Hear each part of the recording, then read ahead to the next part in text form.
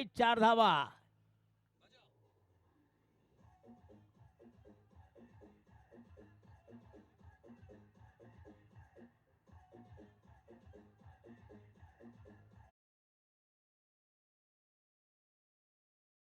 आदित्य जाधव या ठिकाणी चौकार खेळताना आपल्याला पाहायला मिळत आहे. 4 धाब्यांनी खातं खोलतायत.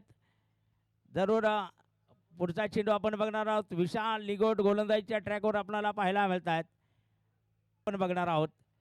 शॉर्ट पिच चेंडू पूल केला. फाईल लेग क्षेत्रात येणार आहे. तिथे मात्र 4 धाबा चौकार.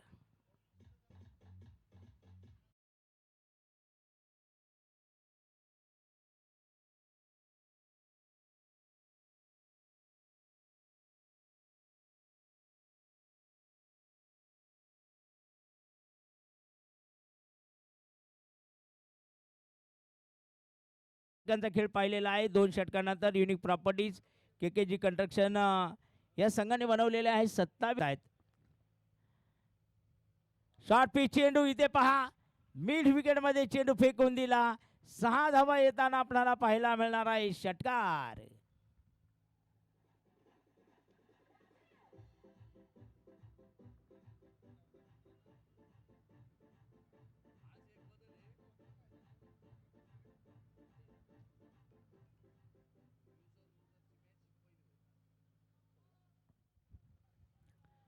आहोत आपण आजच्या दिवसात.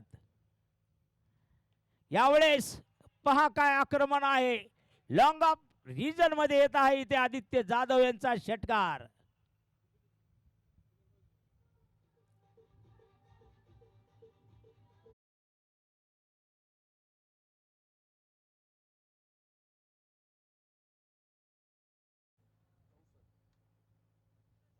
दोन षटकाराने धावफलक 64 धावांवर पोहोचला गेलेला आहे. काल इथे पुढचा बॉल लॉंग लेग दिशेत खेळलेला आहे. चेंडू जाईल सीमा रेषा पार. येईल तिथे चौकार. 4 धावा.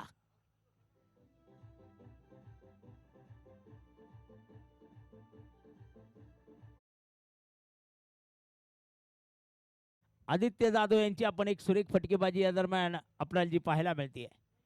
2 षटकार आले त्यावेळेस बशीर शेख वापसी करण्याचा प्रयत्न करत असताना तिथे चौकार आला. 4.3 षट. पहा पहिला बॉल. आदित्य जाधव इथे मात्र पहा चेंडू उडवतायत आणि पॅडल स्वीप मध्ये खेळला गेलेला षटकार आपण पाहत आहोत. 6 धावा.